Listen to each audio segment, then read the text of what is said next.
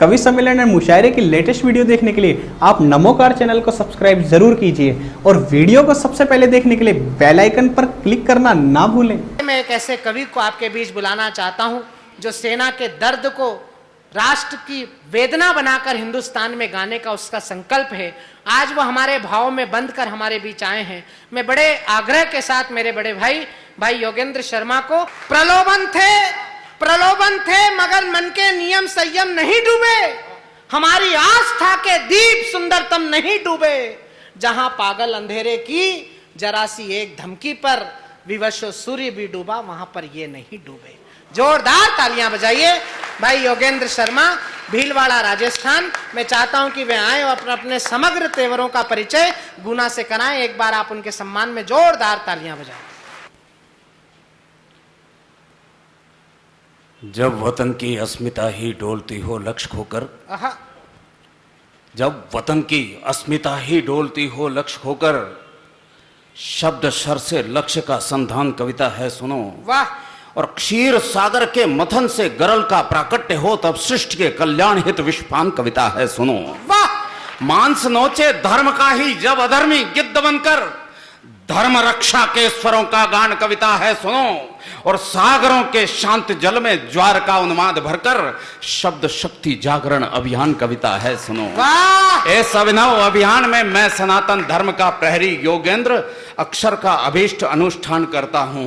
धर्म निरपेक्ष नहीं, धर्म अनुरक्त होकर समस्त धर्म मजहब का अभिन्न मान सम्मान करता हूं। राष्ट्र की चरण वंदना में अभिव्यक्त के पुरस्तात शब्द बुद्धि की अधिष्ठात्री का ध्यान करता हूं और अत्यंत अनुद्दत भाव से नतशीश होकर इस विद्वत मंच सहित गुणा की इस वीर भूमि की माटी को हल्दी घाटी का प्रणाम निवेदित करता हूं।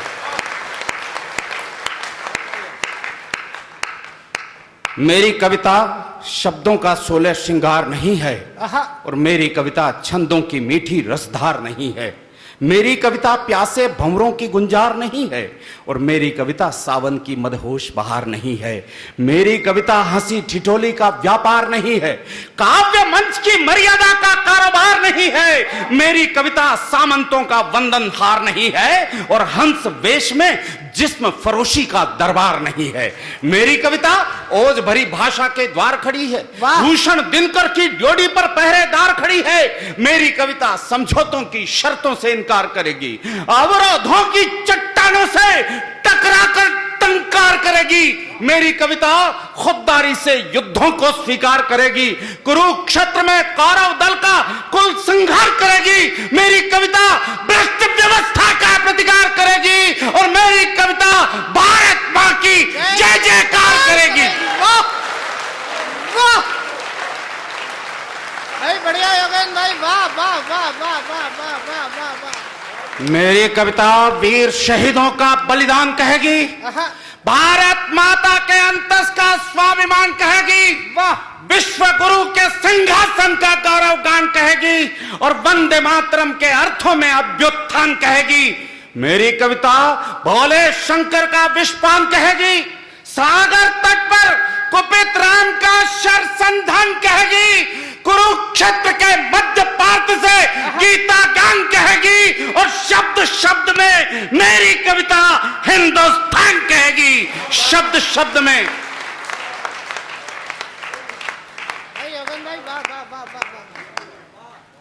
चार पंक्तियां और पढ़ता हूं। चार पंक्तियां इसलिए पढ़ रहा हूं कि मैं ये समझना चाहता हूं कि आप क्या सुनना चाहते हैं और कितनी देर सुनना चाहते हैं। चार पंक्तियां पढ़ता हूं। स्वागत भैया। अगर सियासी रंग न होता संविधान की वर्दी पर, वाह, अगर सियासी रंग न होता संविधान की वर्दी पर तो आतंकी घटनाओं को कोई नादान नहीं करता। अगर सियासी रंग न होता संविधान की वर्दी पर तो आतंकी घटनाओं को कोई नादान नहीं करता। सही वक्त पर सरेआम अफजल को फांसी दी होती तो मुंबई में घनघोर धमाके वो शैतान नहीं करता। वाह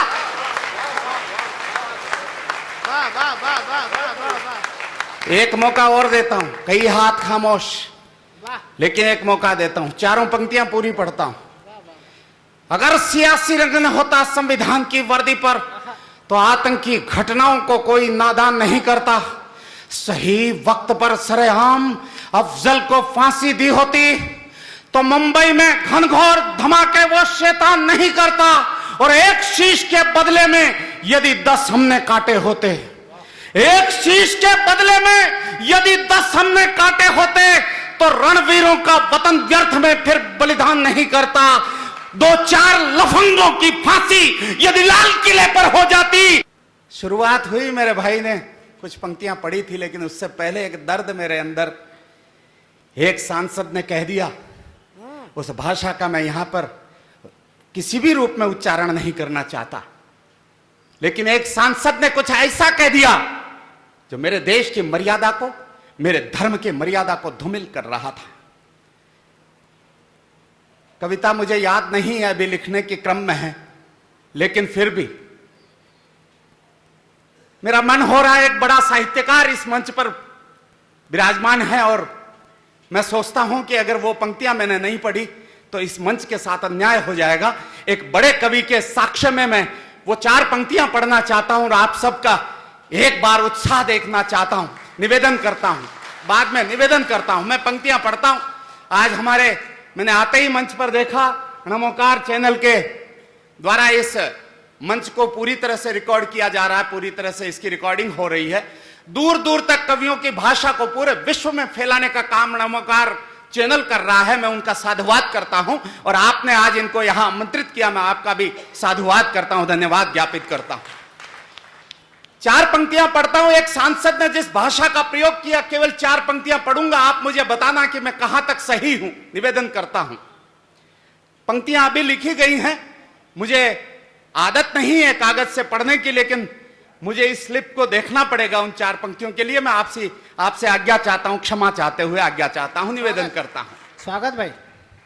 कि वो श्रद्धा के अमृत घट में कालकूट विष घोल गया, वो श्रद्धा के अमृत घट में कालकूट विष घोल गया, राज्यसभा में एक अधर्मी भाषा घातक बोल गया, राज्यसभा में एक अधर्मी भाषा घातक बोल गया। अरे कायरता को धर्म घात पर कोई दर्द नहीं होगा, कायरता को धर्म घात पर कोई दर्द नहीं होगा। वहां शिखंडी बैठे होंगे, सभी शिखंडी बैठे होंगे, कोई मर्द नहीं होगा। वहां शिखंडी बैठे होंगे, कोई मर्द नहीं होगा। कोई मर्द अगर होता तो किंचित क्रोध कड़ा होता, जहर उगलने वाले मुंह पर थप्पड़ एक झड़ा होता। अरे धर्म विरोधी भाषा पर वह कंठ भींच भी सकता था। किसी ऐसे मंच से गई है, जिस तरह का कवि सम्मेलन यहां पर हो रहा है, मैं आपका अभिनंदन करता हूं। शशिकांत जी ने आज ऐसे कवि बुलाए हैं, अन्यथा देश भर में जिस प्रकार की भाषा बोली जाती है, आज भी बड़े कहलाने वाले कविगण ऐसी भाषा का इस्तेमाल कर देते हैं। मैं तो सलाम करना चाहता हूं ईरान जैसे उस राष्ट्र को, जिसने अपने एक कवि हाशिम शब्बानी को इसलिए फांसी पर लटका दिया कि उसने खुदा के खिलाफ मस्करे शब्दों का इस्तेमाल कर दिया। क्यों? कि धर्मो रक्षति रक्षिते, धर्म एव हतो हन्ति, तस्मात् धर्मो न हन्तव्यो, मानो धर्मो हतो वधित। यदि हम धर्म की रक्षा नहीं करेंगे तो धर्म हमारी रक्षा नहीं करेगा। इसलिए कृष्ण को खड़ा होकर कहना पड़ा कि यदा यदा ही धर्मस्य ग्लानिर्भवति भारत। जब कभी आपके समक्ष, मैं जानता हूं कि धर्म निरपेक्ष कहलाने वाले इस राष्ट्र में किसी कवि को फांसी पर लटकाना तो संभव नहीं, किसी सांसद को फांसी पर लटकाना तो संभव नहीं, लेकिन जब कभी आपके समक्ष इस प्रकार की भाषा का इस्तेमाल हो, इस प्रकार की गंदी भाषा बोली जाए, तो सुनकर कायरता का दाग अपने माथे पर मत लगने देना। प्रतिकार की ऐसी हुंकार करना कि उस मसखरे की जुबान को लकवा मार जाए या उसके शब्द गले में अटक कर दफन हो जाए। आज मेरा मन कर रहा है कुछ एक नई कविता सुनाने का मन कर रहा है, जो कभी मंच से नहीं पढ़ी मैंने। स्वागत भी है। आज पढ़ता हूं, कहीं अटक जाऊं, मुझे संभल लेना, क्योंकि आज शशिकांत जी इस मंच का संचालन कर रहे हैं। मेरी हिम्मत बढ़ जाती है, मैं इनके समक्ष खड़ा होकर कुछ भी कहने की हिम्मत जुटा लेता हूं। आप जैसे श्रोताओं के समक्ष खड़ा होता हूं। बाबा जी आपको भी प्रणाम करता हूं, आप जो तालियां बजाकर मुझे आशीर्वाद दे रहे बराबर। और जिस प्रकार से आप हर कविता की संवेदना को समझकर अपने दिल तक की यात्रा कराते हैं और जिस प्रकार से आशीर्वाद कवियों को दे रहे हैं, मैं आपका अभिनंदन करता हूं। बड़े बड़े मंचों पर हमें ऐसे श्रोता नहीं मिलते जैसे आज गुना में मौजूद है। मैं आपको प्रणाम करता हूं। स्वागत भैया। तुम चाहो तो एक कदम से समाधान हो सकता है। तुम चाहो। देश सबसे बड़ी समस्या से जूझ रहा है, आतंकवाद की समस्या से जूझ रहा है। मैं सेना के कार्यक्रमों में जाता हूं, मुझे बुलाया जाता है। अभी मैं जब खड़ा हो रहा था तो मेजर योगेंद्र गौड़ का फोन था, शायद बात चल रही थी सेना के ही किसी कार्यक्रम में आमंत्रित करने के लिए उनका फोन था। मैंने माफी मांग कर कहा कि मैं थोड़ी देर बाद बात करता हूं। मैं उन कार्यक्रमों में जाता रहता हूं, वहां मैंने जो स्थिति देखी है, तब मैं आपसे निवेदन कर रहा हूं। 2 सैनिकों के मस्तक काट लिए गए थे, एक हेमराज का मस्तक लौटकर हिंदुस्तान नहीं आया। अरे देश के दिल्ली से भाषा तो इस प्रकार बोली जानी चाहिए थी कि 24 घंटे में अगर हेमराज का मस्तक लौटकर हिंदुस्तान नहीं आता तो 24 घंटे बाद पाकिस्तान को तहस नहस कर दिया जाएगा। लेकिन ताली मत बजाइए, ये ताली नहीं, शर्म की बात है कि दिल्ली ने इस भाषा का उपयोग नहीं किया, प्रयोग नहीं किया। वो मां 5 दिन तक अनशन करती रही, अपने बेटे का मस्तक प्राप्त करने के लिए अनशन करती रही। पत्रकार समाज के लोग यहां पर बैठे होंगे। एक पत्रकार ने पूछ लिया उस मां से कि मां, जब तुमने अपने बेटे के प्राण देश पर न्यौछावर कर दिए, फिर क्या आवश्यकता तुम उसके मस्तक को प्राप्त करने के लिए अनशन करती हो? उस मां का जवाब सुनना, मातृशक्ति यहां पर विराजमान है। उस मां ने कहा, बेटा, जिस दिन मैंने सेना में भर्ती कराया था, मैंने उसका मस्तक, मैंने उसका शरीर, मैंने उसके प्राण देश पर न्यौछावर कर दिए, लेकिन आखिर तो मैं उसकी मां हूं। क्या उसके माथे को चूमने का अधिकार एक मां को नहीं मिलेगा? पत्रकार ने कहा कि अगर मस्तक मिल गया तो अब क्या करोगी? मां का जवाब सुनना। मां ने कहा, बेटा, मैं मस्तक मेरे लिए नहीं चाहती थी, मैं तो ये देखना चाहती थी कि देश के दुश्मन जब सामने खड़े थे तो उसकी भ्रुकुटी का तनाव कैसा था, देश के दुश्मन जब सामने खड़े थे तो उसके जबड़ों की कसावट कैसी थी, देश के दुश्मन जब सामने खड़े थे तो उसकी आंखों में उतरे हुए खून की लालिमा कैसी थी, और देश के दुश्मन जब सामने खड़े थे तो उसके माथे पर स्वाभिमान की रेखाएं कैसी चमक रही थी। अपने नन्हे 6 वर्ष के पोते को बताना चाहती थी कि देश के दुश्मन जब सामने खड़े हों तो देशभक्तों के चेहरे की भाव भंगिमा कैसी होनी चाहिए। वाह, बढ़िया बढ़िया योगेंद्र भाई, बढ़िया है। वाह वाह। तब कहता हूं कि तुम चाहो तो एक कदम से समाधान हो सकता है। आतंकी सब घटनाओं का तय निदान हो सकता है। दुश्मन थर थर कांपे ऐसा संविधान हो सकता है, और दुनिया भर में भारत मां का विजय गान हो सकता है। तुम चाहो तो अखिल विश्व भी तृण समान हो सकता है। एक धधकता अंगारा भी विवस्वान हो सकता है। अरे खंडित खंडित देश अखंडित फिर महान हो सकता है, और जिंदा फिर से जगत गुरु का स्वाभिमान हो सकता है। आप मुझे संबल नहीं देंगे, मैं कविता नहीं पढ़ पाऊंगा। आप जहां चाहोगे मैं कविता रोक दूंगा, लेकिन आपकी तरफ से मुझे संबल मिलना चाहिए। निवेदन करता हूं। बहुत अच्छा, थैंक यू। वाह वाह वाह वाह। पर अमृत की अभिलाषा हो तो विषपान जरूरी है। पर अमृत की अभिलाषा हो तो विषपान जरूरी है। रक्त पिपासु धर्म धरा हो तो बलिदान जरूरी है। धर्म युद्ध के कुरुक्षेत्र में गीता ज्ञान जरूरी है, और पांचजन्य के युद्ध नाद पर शरसंधान जरूरी है। देशद्रोह के कोलाहल में विप्लव गान जरूरी है। जन्मे जय के नाग यज्ञ का पुनर्विधान जरूरी है। अरे दुश्मन के दुस्साहस का भी सरंजाम जरूरी है, लेकिन घर के गद्दारों का काम तमाम जरूरी है।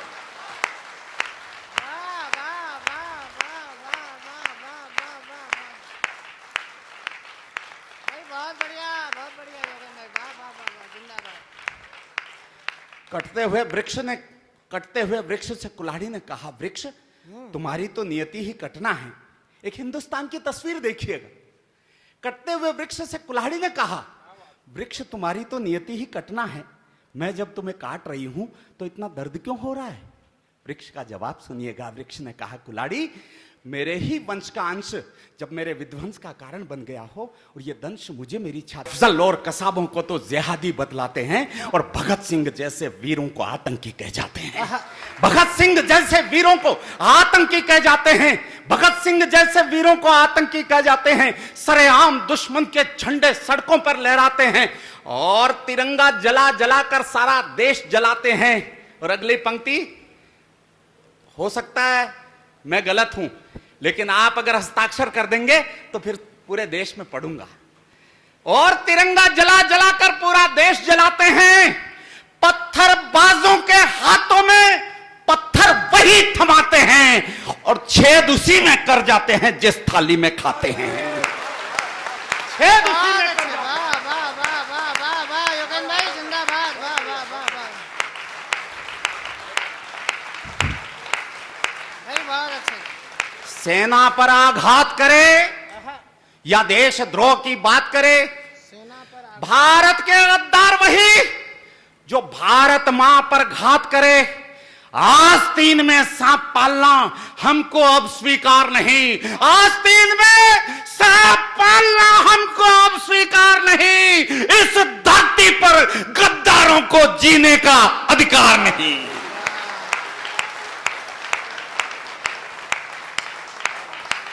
भाई बहुत बढ़िया योगेंद्र भाई, वाह वाह वाह वाह। कान खोलकर सुन लो दिल्ली, जग में मान नहीं होगा। कान खोलकर सुन लो दिल्ली, जग में मान नहीं होगा। विश्व गुरु का विश्व वृत्त में नाम निशान नहीं होगा। लिया नहीं प्रतिशोध अगर, लिया नहीं प्रतिशोध अगर, तो गौरवगान नहीं होगा और उधम सिंह के सपनों वाला हिंदुस्तान नहीं होगा। उधम सिंह के क्या पंक्तियां कहना चाहता हूं, निवेदन करता हूं मेरी ही कविता की, मेरी ही अखंड भारत कविता की 4 पंक्तियां उस महान योद्धा के लिए कहना चाहता हूं। 2 लोगों को, 2 क्रांतिकारियों को हमने शहीद आजम की उपाधि से नवाजा। एक शहीद आजम भगत सिंह और दूसरे शहीद आजम उधम सिंह है। वाह, क्या बलिदान था उसका निवेदन करता हूं, क्या सपना देखा था। 4 पंक्तियां मेरी कविता की निवेदन करता हूं, मेरी कहना बहुत जरूरी है। हाँ। याद करो जलियांवाला, जब मौसम आदमखोर हुआ वाह, और इनकलाब के नारों में तब बलिदानों का दौर हुआ। आहा। कौन सजा देता डायर को, कौन सजा देता डायर को, वो शासन ही हत्यारा था, पर उधम सिंह ने उस कायर को लंदन जाकर मारा था।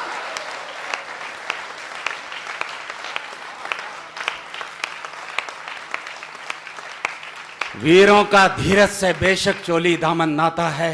वीरों का अच्छा है, बढ़िया पढ़ रहे हैं। वीरों का धीरज से बेशक चोली दामन नाता है, धीरज का अतिरेक मगर फिर कायरता कहलाता है। वाह। युद्ध वीर जो सही वक्त पर क्रोध नहीं कर पाता है, याद रखो इतिहास उसी को जिम्मेदार बताता है। वाह। अरे सही वक्त पर क्रोध नहीं किया तो भीष्म पितामह को बाणों की सैया पर सोना पड़ा, और सही वक्त पर क्रोध किया। महाराज आपको समर्पित करता हूं टिप्पणी। आप कथा कर रहे हैं, आप कथा की गंगा बहा रहे हैं यहां पर, और सब लोग आचमन कर रहे हैं। मैं आपको प्रणाम करता हूं, ये टिप्पणी आपको समर्पित करता हूं।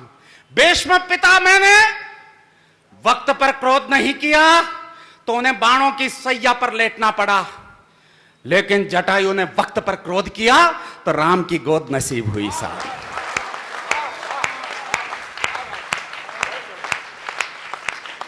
छठे साठ्यम समाचरित की भाषा वाली बात करो। वाह वाह। छठे साठ्यम समाचरित की भाषा वाली बात करो। इधर के नौजवान पीढ़ी के लोग जितने बैठे हैं उनसे निवेदन कर रहा हूं, छठे साठ्यम समाचरित की भाषा वाली बात करो। बर्बर होकर बर्बरता के घर में घुसकर घात करो। अरे जीभ काट लो, जीभ काट लो, जीभ काट लो देशद्रोह की भाषा जिसने बोली हो, और दहशतगर्दों गद्दारों के हर सीने में गोली हो। वाह। दहशतगर्दों, वाह वाह वाह वाह वाह वाह वाह वाह वाह वाह वाह वाह भाई योगेंद्र जी, वाह, जिंदाबाद। अब भी खून नहीं खोले, अब भी खून नहीं खोले तो पहन चूड़ियां घर जाओ। अब भी खून नहीं खोले तो पहन चूड़ियां घर जाओ। चुल्लू भर पानी में अपनी नाक डुबोकर मर जाओ। अब भी खून नहीं खोले तो पहन चूड़ियां घर जाओ। चुल्लू भर पानी में अपनी नाक डुबोकर मर जाओ। ढूंढो मत नामर्दी से तुम हिंसा का हल बातों में। निर्णय का अधिकार थमा दो अब सेना के हाथों में। पंक्तियां पढ़ता हूं। निर्णय का अधिकार थमा दो अब सेना के हाथों में। समर्थन कर देना, ये देश तिर जाएगा, बता रहा हूं। निर्णय का अधिकार थमा दो अब सेना के हाथों में। अरे मोबाइल टीवी की सेवा 7 दिनों तक जाम करो और खुली छूट देकर सेना को कह दो काम तमाम करो।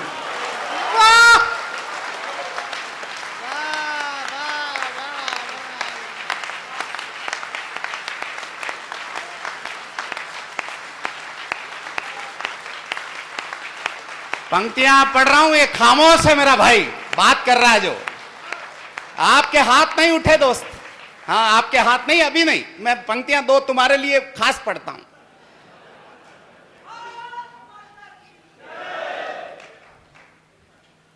मोबाइल टीवी की सेवा 7 दिनों तक जाम करो, खुली छूट देकर सेना को कह दो काम तमाम करो। सही वक्त है, अरे सही वक्त है। अर्जुन सुनना और ताली बजाना, बहुत बजा रहा था मैं क्या। ये वीर रस पढ़ रहा। सही वक्त है, शीश लगा लो स्वाभिमान की माटी को और एक बार गुजरात बना दो कश्मीर की घाटी को।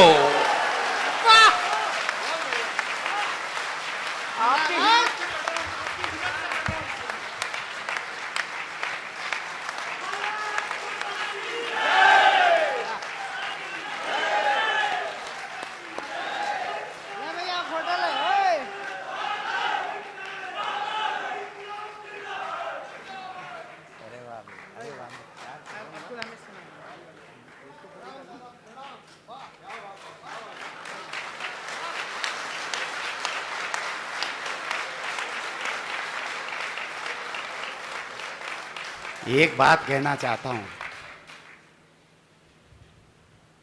यह पंक्ति मेरी बहुत पुरानी पंक्ति, मैं ईमानदारी से कह रहा हूं। नई कविता में इस पंक्ति को मैंने शुमार किया, हालात देखकर शुमार किया, लेकिन हिंदुस्तान के 300 मंचों से मैंने इस पंक्ति का पाठ किया होगा। आज तक उन 300 मंचों पर वो आशीर्वाद नहीं मिला जो मुझे गुनाह में आकर मिला है।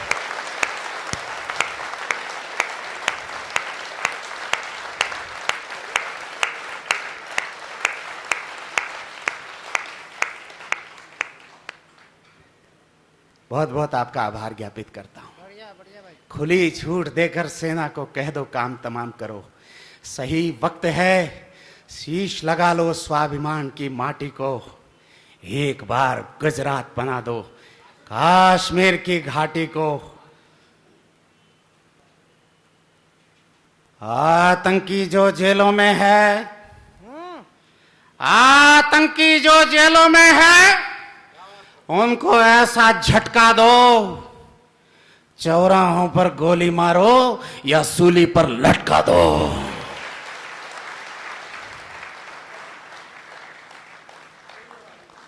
बगदादी के 1-2 चूहे हमारे यहां भी पकड़ में आए, उसका झंडा लेकर घूम रहे थे। हमने उनको सल्टा दिया, लेकिन फिर भी मैं पढ़ता हूं, चौराहों पर गोली मारो या सूली पर लटका दो।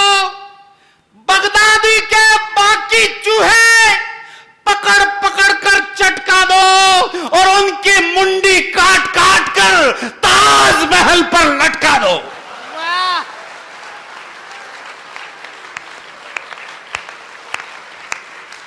बढ़िया योगेन, वाह वाह वाह वाह वाह। अब दावे की पंक्तियां पढ़ता हूं, दावे की पंक्तियां पढ़ता हूं। अगर सच है तो हस्ताक्षर करना, बहुत अच्छे। अगर सही कह दिया हो हस्ताक्षर करना, और सही बता रहा हूं। यह हिम्मत मैं इसलिए जुटा पाया, पहली बार पढ़ा मैंने इस कविता को, आज पहली बार गुना में पढ़ रहा हूं। यह हिम्मत मैं इसलिए जुटा पाया कि देश के श्रेष्ठ संचालकों में शुमार एक शशिकांत यादव, जो आपके परिवार का सदस्य है, मेरा भाई है, उसके इस माइक पर बैठे होने की वजह से मैं हिम्मत जुटा पाया और इसलिए आपको इस कविता को सुना पाया। मैं दावे की पंक्तियां पढ़कर इस कविता को समाप्ति की ओर ले जाना चाहता हूं। दावा करता हूं, फिर आतंकी तंजीमों का नाम निशान नहीं होगा, मंदिर मस्जिद का गलियारा लहू लुहान नहीं होगा, बिना खड़क का बिना ढाल का कायर गान नहीं होगा, और कदम कदम पर चोटिल अपना स्वाभिमान नहीं होगा। फिर सरहद पर, अब जब मैं कविता को समाप्त कर रहा हूं मुझे बताना कि आपने कविता को सुना है, फिर सरहद पर वीर जवानों का बलिदान नहीं होगा, दुश्मन के हमलों से घायल हिंदुस्तान नहीं होगा, देश धरा पर अमर तिरंगे का अपमान नहीं होगा। अब सारे हाथ उठें और मुझे आशीष दें। देश धरा पर अमर तिरंगे का अपमान नहीं होगा, फिर भारत में बगदादी या पाकिस्तान नहीं होगा। वाह वाह वाह वाह वाह वाह वाह वाह वाह, बैठो बैठो बैठो बैठो, वाह वाह वाह वाह।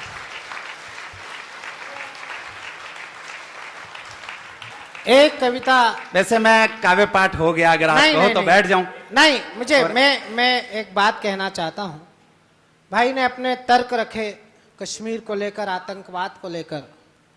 कभी भी किसी कवि को सुनकर उसके लिए धारणा बनाने से पहले उसकी समग्रता तक स्पर्श करने की आवश्यकता होती है। एक कविता जो इन दिनों पूरे हिंदुस्तान क्या पूरी दुनिया में उनकी पहुंची है, अब्दुल हमीद के बलिदान पर लिखी गई कविता भाई योगेंद्र शर्मा के स्वर से। हिंदुस्तान एक उस व्यक्ति के पीछे चलने वाला देश नहीं है जो हैदराबाद में खड़े होकर यह कहता है कि मैं भारत माता की जय नहीं कहूंगा। एक उस महाराष्ट्र के बदतमीज विधायक के पीछे चलने वाला नहीं है जो इस देश में यह कहता है कि मैं वंदे मातरम नहीं कहूंगा। हिंदुस्तान उन करोड़ों करोड़ मुसलमानों के सामर्थ्य के साथ खड़ा होकर कहता है जो 5 टाइम नमाज पढ़ते हैं तो 25 बार अपनी ज़बी को इस जमीन पर रगड़ कर कहते हैं कि हम वंदे मातरम केवल कहेंगे नहीं, वंदे मातरम करेंगे भी। ये देश बहादुर शाह जफर का देश है, ये देश अशफाक उल्लाह खान का देश है, ये देश अब्दुल हमीद का देश है, ये देश अब्दुल कलाम का देश है, ये देश उन लोगों का नहीं जो इस देश को अपना नहीं मानते हैं। ये देश 70 साल के उस बूढ़े बहादुर शाह जफर का है जिसने हिंदुस्तान की तरफ से देश के दुश्मनों को जवाब दिया था कि गाजियों में बू रहेगी जब तलक ईमान की, तेग लंदन तक बजेगी यार हिंदुस्तान की।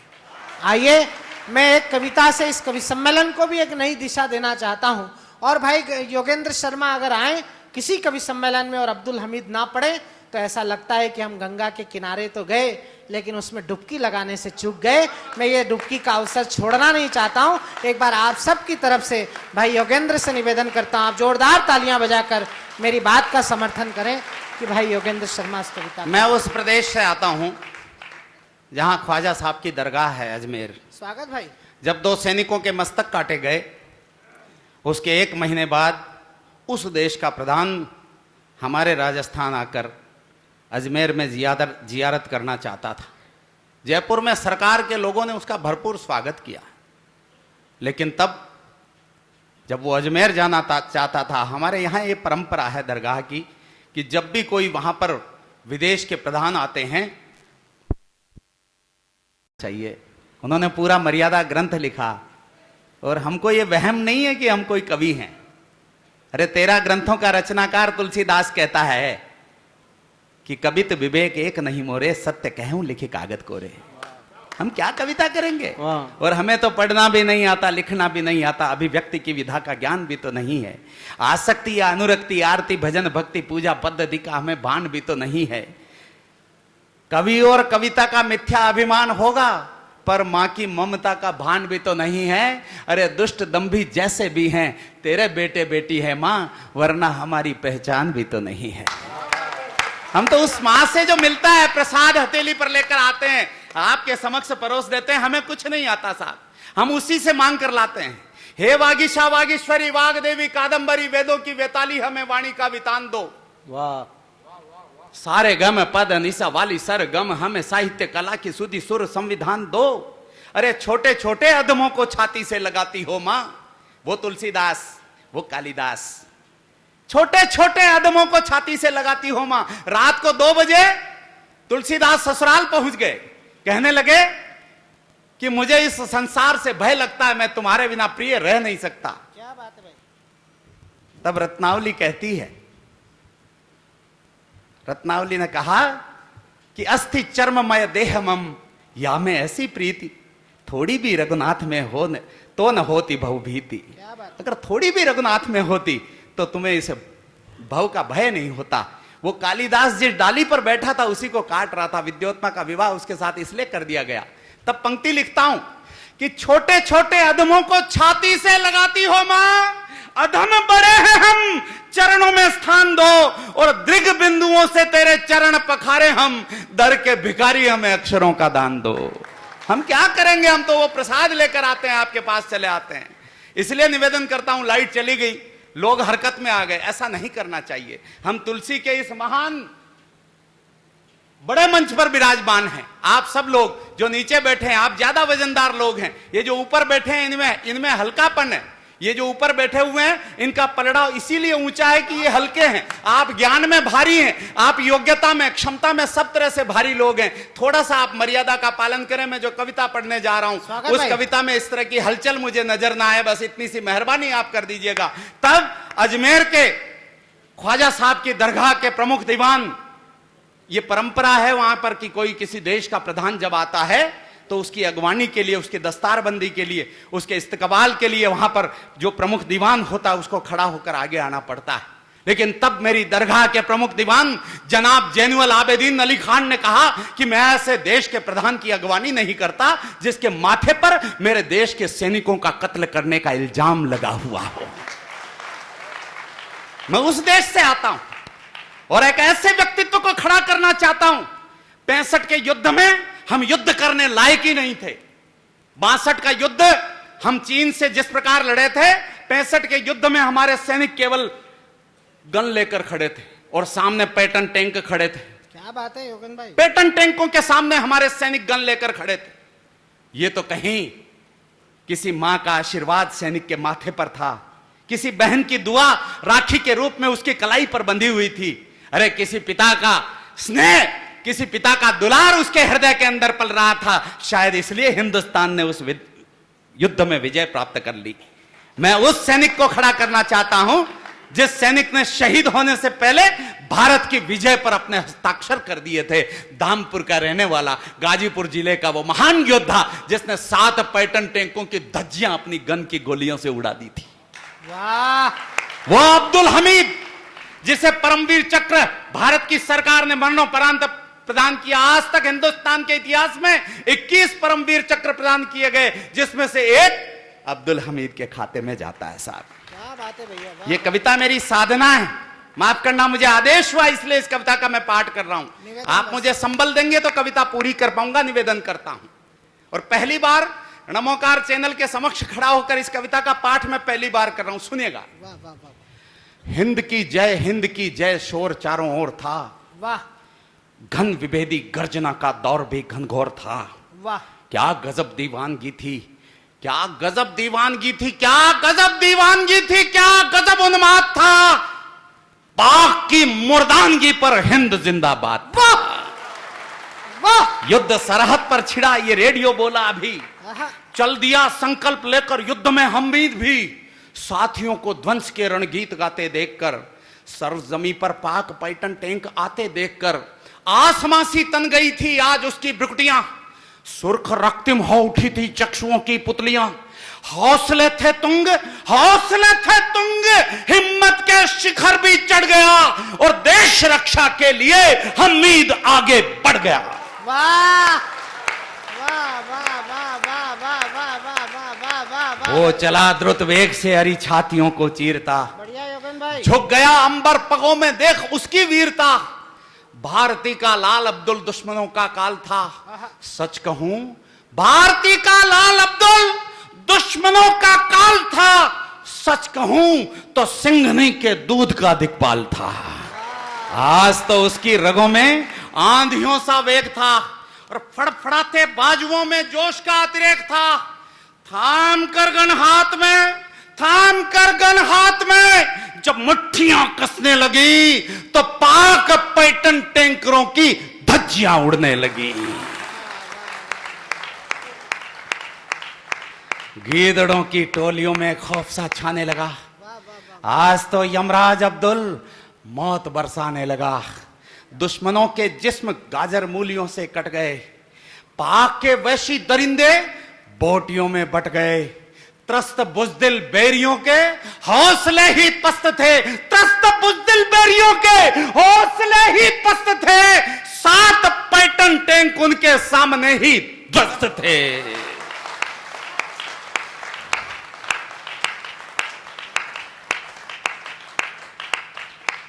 ये मैंने एक खंड पढ़ा, आपने अच्छे से सुना, इसमें इतनी तालियां बजा दी है तो मैं समझता हूं कि श्रेष्ठतम तरीके से आप सुन रहे हैं।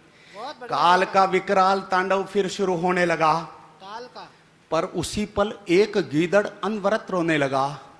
चूड़ियां टूटी कहीं पर अपशगुन होने लगा, चूड़ियां टूटी कहीं पर अपशगुन होने लगा। रुद्ध घायल त्रिशत अब्दुल चेतना खोने लगा। चक्षुओं की लालिमा पर कालिमासी छा गई, चक्षुओं की लालिमा पर कालिमासी छा गई, चक्षुओं की लालिमा पर कालिमासी छा गई। यूं लगा हमीद को मां सामने ही आ गई, यूं लगा हमीद को मां सामने ही आ गई। याद है मां ने कहा था पीठ दिखलाना नहीं, केवल कविता के श्रोता सुन लेना इन पंक्तियों को। याद है मां ने कहा था पीठ दिखलाना नहीं, और दूध की सौगंध तुमको हार कर आना नहीं। वाह वाह वाह वाह योगन भाई। कैसी होती है माताएं मैं बताता हूं, जो शहीदों को पैदा करती है, सैनिकों को पैदा करती है, वो सवा शेर सौंठ खाने वाली मां होती क्या है। यहां माता बहनें बेटी, मैं तो कहा भी करता हूं, इस देश को आजादी केवल चरखा काटने से नहीं मिली, इस देश को आजादी भगत सिंह, राजगुरु सुखदेव की शहादत से भी नहीं मिली। अरे इस देश को आजादी मिली तो उन माताओं की वजह से मिली जिन्होंने ऐसे पूत पैदा करके भारत माता पर न्यौछावर कर दी। याद है मां ने कहा था पीठ दिखलाना नहीं, दूध की सौगंध तुमको हार कर आना नहीं। शान हिंदुस्तान की बेटा तुम्हारे हाथ है, शान हिंदुस्तान की बेटा तुम्हारे हाथ है, तुम्हारे हाथ है। अरे हौसले से युद्ध लड़ना, मां तुम्हारे साथ है, हौसले से युद्ध लड़ना, हौसले से युद्ध लड़ना, हाँ तुम्हारे साथ है। वाह वाह वाह। एक साथी ने सुझाया जीप को मोड़े अभी, वाह वक्त की आवाज सुनकर मोर्चा छोड़े अभी। वीर बोला मर मिटूंगा मैं वतन की शान पर, आंच भी आने न दूंगा भारती के मान पर। वाह। मौत ही तो जिंदगी का आखिरी अंजाम है, मौत ही तो जिंदगी का आखिरी अंजाम है। पीठ दिखलाना समर में कायरों का काम है। वाह वाह वाह वाह। अस्मिता के प्रश्न पर तो प्राण भी लवलेश है, मातृभूमा भारती का कर्ज मुझ पर शेष है। आज वेला आ गई निज प्राण के बलिदान की, रक्त से रोशन करूं रणज्योति हिंदुस्तान की। ये दुआ मांगी खुदा से धीर था रणधीर में, यह दुआ मांगी खुदा से धीर था रणधीर में। हाथियों सा बल समाहित हो गया फिर वीर में, शेर सी हुंकार करके वो हिमालय बन गया, और दुश्मनों का काल फिर से मोर्चे पर ठन गया।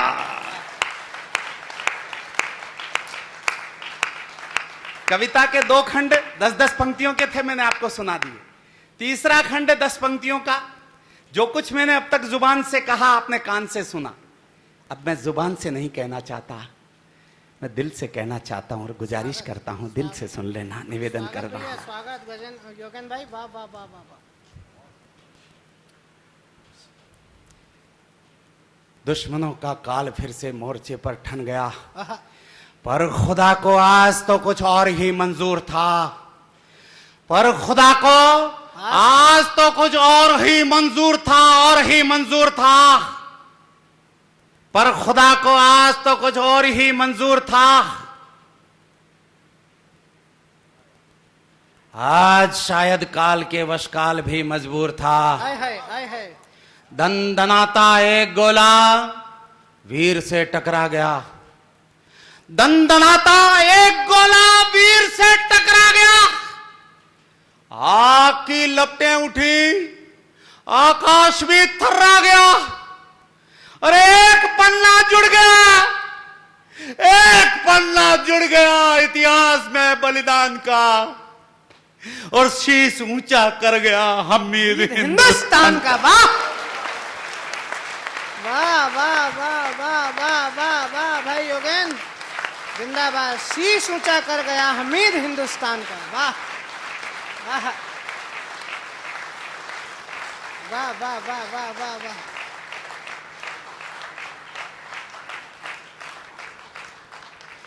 दंदनाता एक गोला वीर से टकरा गया, आग की लपटें उठी, आकाश भी थर्रा गया, एक पन्ना जुड़ गया इतिहास में बलिदान का, शीश ऊंचा कर गया हमीद हिंदुस्तान का।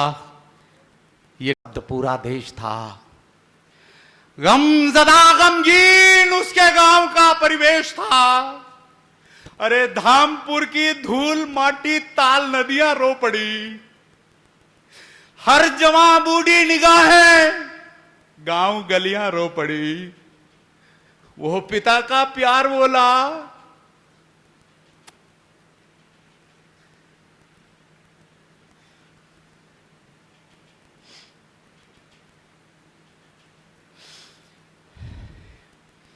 माफ करिएगा, वो पिता का प्यार बोला। पूरा गांव उसके घर के बाहर एकत्रित है। मैं उसके गांव जाकर लिखने लगता हूं, आप उसके गांव जाकर सुनने की कोशिश करना। दरवाजा खुलता है, उसका अब्बू बाहर निकलता है, उसकी बेगम बाहर निकलती है, उसकी मां बाहर निकलती है। रेडियो की घोषणा से स्तब्ध पूरा देश था। गमज़दा गमगीन उसके गांव का परिवेश था। धामपुर की धूल माटी ताल नदियां रो पड़ी, हर जवां बूढ़ी निगाहें गांव गलियां रो पड़ी। वो पिता का प्यार बोला, क्या खबर आई अभी? वो पिता का प्यार बोला, क्या खबर आई अभी? मर नहीं सकता हमीदा, झूठ मत बोलो सभी। वाह वाह। गिर पड़ी बीबी रसूलन चूड़ियों को तोड़कर, जा नहीं सकते पिया तुम यूं अकेली छोड़कर। मां मां लहू के आंसुओं की धार बनकर बह गई। भगत सिंह को फांसी होनी थी। 7 दिन पहले उनकी मां उनसे जेल में मिलने चली गई। भगत सिंह मां से लिपट कर रोने लगे। मां ने कहा, बेटा फांसी से डर गए ना बेटा? भगत सिंह ने कहा, मां मैं मृत्यु से, फांसी से नहीं डरता मां। मुझे भय इस बात का है कि मेरी मृत्यु के बाद, मेरी शहादत के बाद अगर तुम्हारी ममता गंगा जमुना बनकर तुम्हारे नेत्रों से बहने लगी तो ये दुनिया कहेगी कि भगत सिंह एक कमजोर मां का बेटा था, तुम आंसू मत बहाना मां।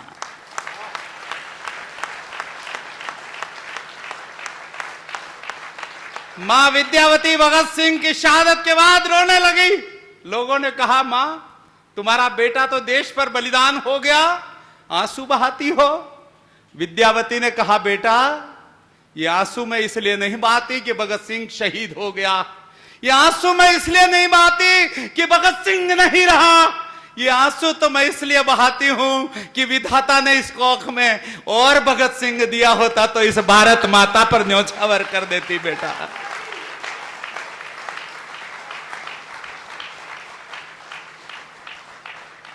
ये पंक्तियां शायद मेरी कलम से इसलिए लिखी गई कि ये मेरे विचार से, मेरे मन से नहीं लिखी गई, उस विधाता ने मुझसे लिखवा दी। 4 पंक्तियां पढ़ रहा हूं। बढ़िया बढ़िया योगेंद्र, संबल देना, पूरी हिम्मत से पढ़ो। जिंदाबाद।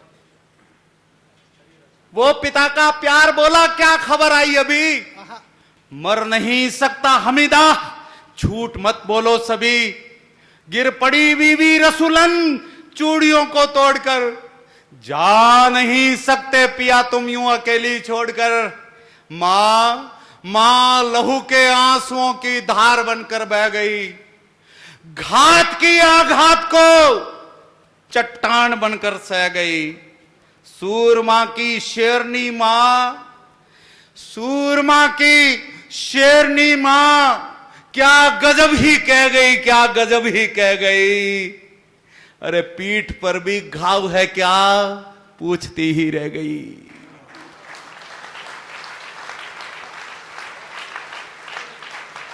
बढ़िया बढ़िया बढ़िया बढ़िया भाई।